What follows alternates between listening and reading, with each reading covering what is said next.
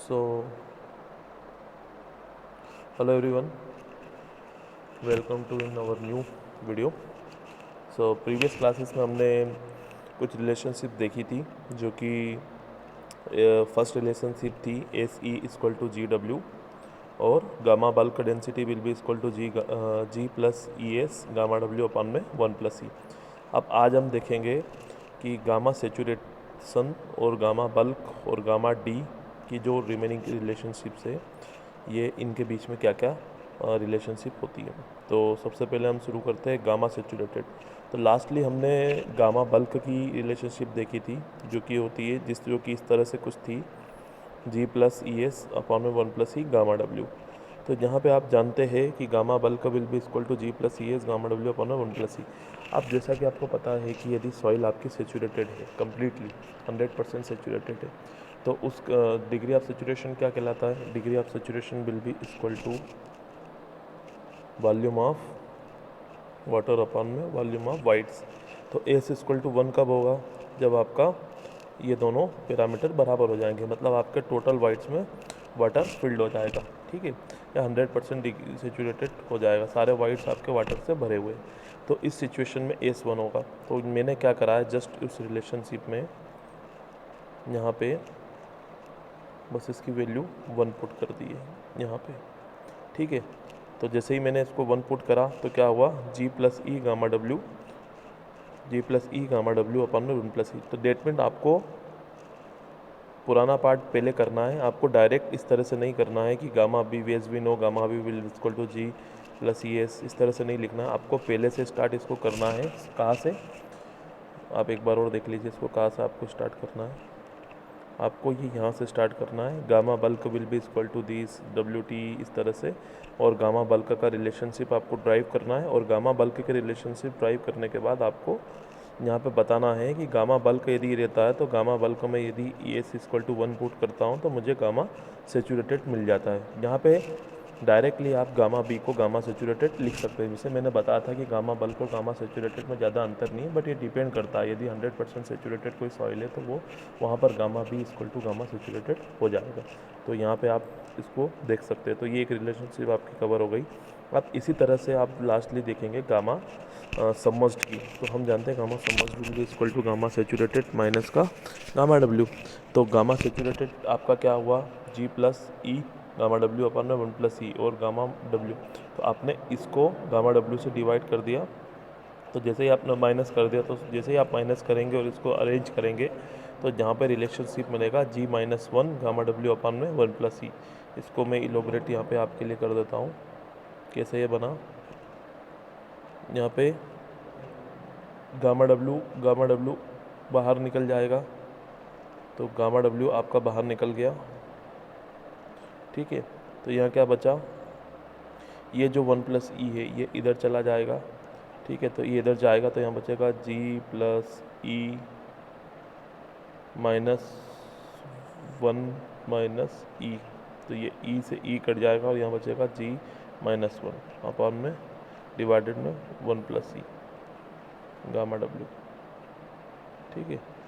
तो ये आपका इस तरह से ये बनेगा। अब इसी रिलेशन का यूज़ करते हुए हम गामा डी भी निकाल सकते हैं। गामा डी का मतलब क्या होता है? गामा डी मतलब होता है आपका,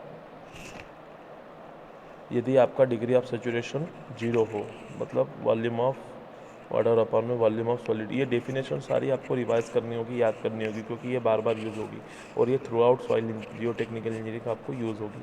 तो आपको पता होना चाहिए रिलेशनशिप। तो एस इक्वल टू 0 कब होगा? 1 तो आपका होगा जब ये दोनों बराबर होंगे। अब 0 कब होगा? जब ये वॉल्यूम ऑफ वाटर आपका 0 हो जाएगा। तो वॉल्यूम ऑफ वाटर 0 हो गया, मतलब सारे के सारे जो वाइट्स है, वाइट्स का वॉल्यूम है वो हवा से भरा हुआ है। तो इस सिचुएशन में 0 हो जाएगा। तो यहाँ पे मैंने डायरेक्टली कुछ नहीं करा है, तब मैंने इस रिलेशनशिप में यहाँ पे इस रिलेशनशिप में मैंने यहाँ पे एस की जगह 0 पुट कर दिया। तो जैसे ही मैंने 0 पुट करा तो यहाँ पे क्या बचा, G plus E gamma W upon में 1 + ई, ठीक है। तो G प्लस ई नहीं होगा, G E multiplied by S zero हो जाएगा, तो जी गामा डब्ल्यू अपन में 1 + ई। तो ये सबसे इंपॉर्टेंट एक रिलेशनशिप है जिसका यूज़ आगे कॉम्पेक्शन में भी होगा।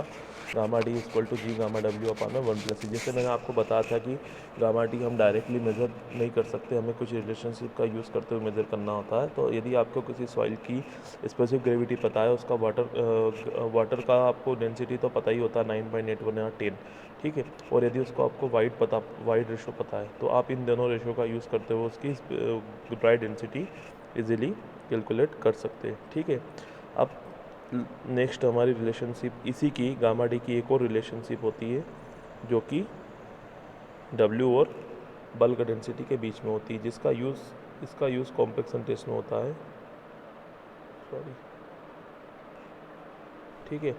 तो अब आपको एग्ज़ाम में किस तरह से दिया होगा, एग्ज़ाम में लिखा होगा कि गामा डी डब्ल्यू और गामा बी या गामा में रिलेशन निकाले, तो आपको ये वाला रिलेशन निकालना है। यदि एग्ज़ाम में लिखा होगा कि गामा डी जी और ई के बीच में रिलेशन निकालिए, तो आपको ये ऊपर वाला इक्वेशन 5 वाला रिलेशन यूज़ करना होगा। तो चलिए हम सेकंड रिलेशनशिप, ये भी इम्पोर्टेंट है, इसको देखते हैं। तो जैसा कि आपको पता है कि गामा डी मतलब ड्राई डेंसिटी क्या होता है, dry density will be equal to weight of soil solid upon में टोटल वॉल्यूम, है ना, ये आपको पता ही है। तो अब आपको सेग्रीगेट करना है फिर से। अब आप क्या जानते हैं गामा बी क्या आता है, जैसे हमने स्टार्टिंग में करा था। अब मैं इन दोनों के बीच में रिलेशन निकालना चाहता हूँ, गामा डी और गामा बी में, तो इसलिए मुझे गामा बी भी लिखना होगा। तो गामा बी को मैं इस तरह, जैसे कि मैंने वी टी निकाला था, वी एस वेट निकाला था, ठीक है। यहाँ पे आप देखिए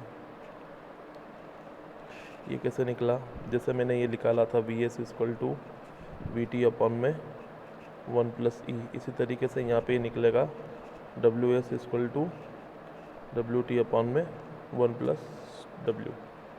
अब ये कैसे निकलेगा ये भी मैं आपको बता देता हूँ, ठीक है। आपका टोटल वेट क्या होता है, weight of solid plus wait of water, ठीक है, यही होता है। अब मैंने यहाँ क्या करा, फिर से डब्ल्यू एस का डिवाइड कर दिया, ठीक है, थ्रू आउट। तो यहाँ क्या बचा, यहाँ बचा 1 + डब्ल्यू अपॉन में डब्ल्यू एस। तो डब्ल्यू टी अपॉन में W S will be equal to 1 +, अब ये क्या बचा, डब्ल्यू अपॉन में W S, weight of water upon में वेट ऑफ सॉइल सॉलिड क्या हुआ, ये आपका वाटर कंटेंट हो गया। Water content will be equal to mass of water upon में मास ऑफ सॉइल सॉलिड। तो इसको हम स्मॉल डब्ल्यू से रिप्रेजेंट कर देंगे, ठीक है। तो ये रिलेशन इस तरह से बना आपका, ओके। तो ये रिलेशन का यूज़ यहाँ पे इसलिए हुआ है। तो अब मुझे क्या पता है कि gamma bulk will be equal to, ये यहाँ पे गामा बल्क आएगा, ये गलती से लिखा हुआ है, उसको सुधार कर लीजिएगा। यहाँ गामा बल्क आएगा ना कि गामा डी आएगा, ठीक है। तो गामा बल्क को मैं इसको तोड़ सकता हूँ, वी टी को, V T equal to W S upon में 1 + स्मॉल डब्ल्यू वाटर कंटेंट, जैसा कि मैंने अभी आपको बताया। अब इसी को मैं क्या कर सकता हूँ, ये क्या हुआ आपका, ये क्या हो गया आपका डायरेक्टली डब्ल्यू एस अपॉन में वी टी, ये क्या हुआ wait of soil solid upon में टोटल वॉल्यूम, ये हो गया आपका गामा डी। तो यहाँ से रिलेशन निकला कि bulk density will be equal to gamma D multiplied by 1 + W, ठीक है। ये भी एक रीजन है जिसके कारण आप बता सकते हैं कि gamma B is greater than gamma D, ठीक है। तो यहाँ से आप गामा डी निकलाएंगे जो कि होगा गामा या गामा बी अपॉन में 1 + डब्ल्यू। तो ध्यान रखिएगा यहाँ पे दो रिलेशनशिप अलग अलग है, gamma D equal to gamma upon में 1 + डब्ल्यू या गामा बी अपॉन में 1 + डब्ल्यू, और gamma D will be equal to G gamma W upon में 1 + E, depending upon the parameters you have, like you have E, you have G, then you used to first relation which is equal to G gamma W upon 1 + E. And suppose if you have in question you given that bulk density and water content and you require to know dry density, then you directly calculate for gamma D from this equation, okay. So I think it's over. So We will continue in our next lecture, in which we discuss about some more relationship and doing some calculating some questions which will be comes in the GATE examinations, and which is very important in as per your RTO syllabus. So RTO syllabus, it is I think it is mandatory that one question is coming from this relationship lecture. Uh, this lecture is very important, and this relationship derivations and numericals is very important in your GATE examination and ES examination purpose. Okay, thank you.